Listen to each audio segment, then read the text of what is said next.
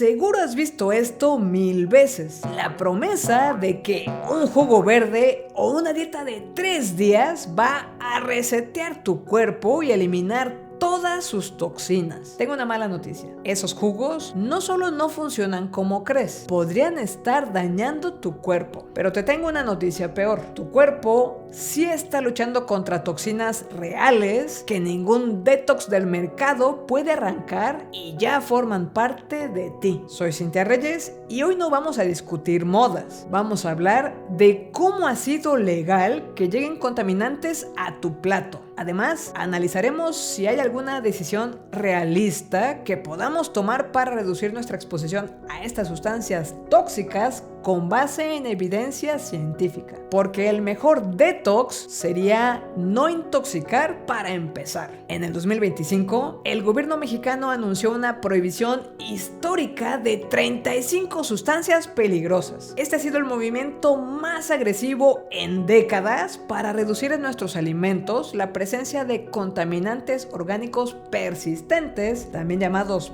POP por sus siglas en inglés. Suena impresionante, ¿no? Pero aquí hay dos problemas. El primero, como ejemplo, lo platicamos en este video. Hay sustancias todavía permitidas, incluso para usarse con alimentos orgánicos que sabemos están asociadas con el riesgo de desarrollo de Parkinson. El segundo problema es que estas sustancias son persistentes. No desaparecen mágicamente al firmar una ley. Los residuos de lo que se utilizó ayer siguen en la tierra hoy. Y México ni siquiera es de los países que más rápido ha tomado este tipo de medidas. Pero veamos el caso de países más aventajados como Estados Unidos. En 1976, el catálogo de sustancias permitidas que se aprobó con la Ley de Control de Sustancias Tóxicas contaba con un registro de más de 60,000 sustancias químicas cuyo uso estaba autorizado, aunque no existiera evidencia científica que garantizara que todas fueran seguras. Esta ley se ha actualizado con el tiempo. Se han agregado miles de sustancias nuevas al catálogo y se han prohibido otras, como los famosos CFCs asociados con la pérdida de ozono en la atmósfera, los PCBs, las dioxinas, los asbestos y el cromo hexavalente. Para no hacerte el cuento tan largo, en el 2025 había aprobadas para su uso más de 42,000 sustancias, de las cuales organizaciones como el Environmental Working Group estiman que unas 10,000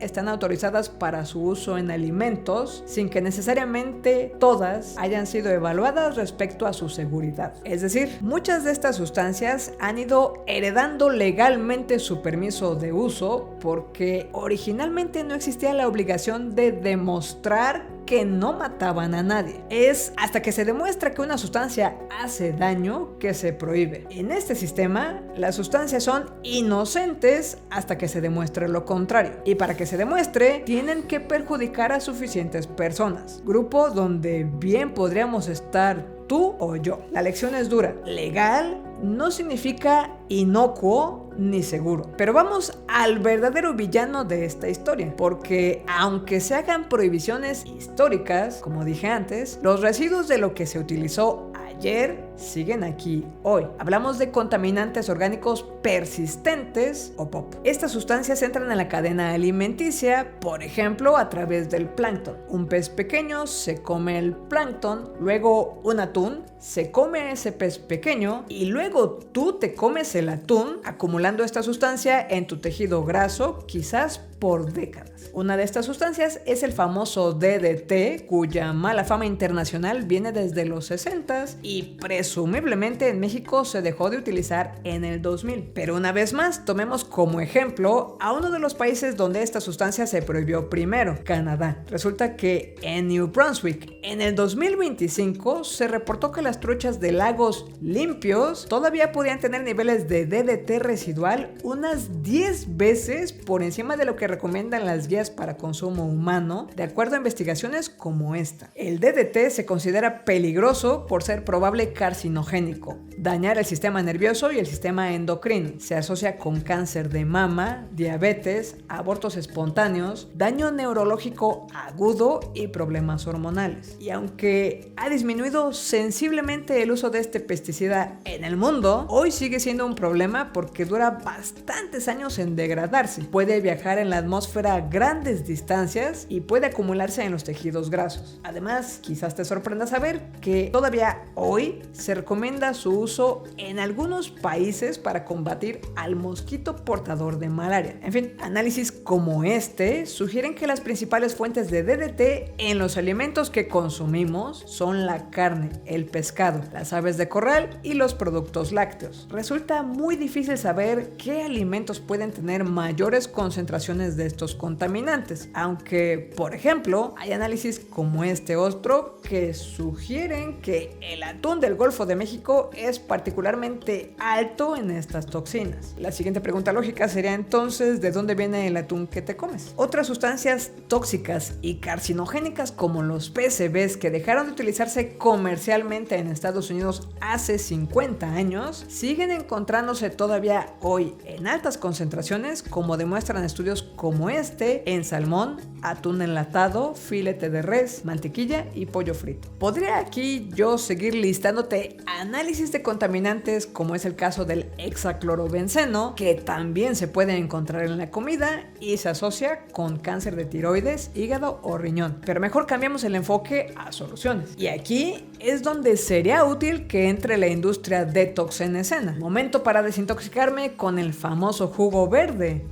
¿O no? Recordemos que, para empezar, nuestro cuerpo tiene sus propios mecanismos muy eficientes de limpieza. Pero más allá de lo innecesario que es desintoxicarnos con jugos, resulta que podría ser dañino. Al menos eso es lo que sugieren los resultados de este pequeño estudio. Se separó a los voluntarios participantes en 3 grupos. Uno que ingeriría alimentos vegetales integrales, uno que consumiría jugos más alimentos integrales y otro que consumiría únicamente jugos. 3 días bastaron para que el microbioma oral de los voluntarios que consumieron únicamente jugo viera cambios drásticos. Una reducción de las bacterias benéficas y un aumento de las proteobacterias, un grupo bacteriano asociado con inflamación. Al mismo tiempo, aunque la composición global del microbioma intestinal no cambió sensiblemente, sí se identificó en ambos grupos que consumieron jugos que hubo un aumento relativo de las bacterias asociadas con permeabilidad intestinal, inflamación y deterioro cognitivo. Déjame decir esto con otras palabras. Cuando hablamos de mayor permeabilidad intestinal, lo que estamos diciendo es que en lugar de sacar toxinas del cuerpo, les estamos abriendo la puerta a las toxinas, a los patógenos o alérgenos para que pasen más fácilmente al torrente sanguíneo. Por eso digo que es posible que estos procesos detox de solo 3 días podrían de hecho ser dañinos. La ingesta regular de fibra parece ser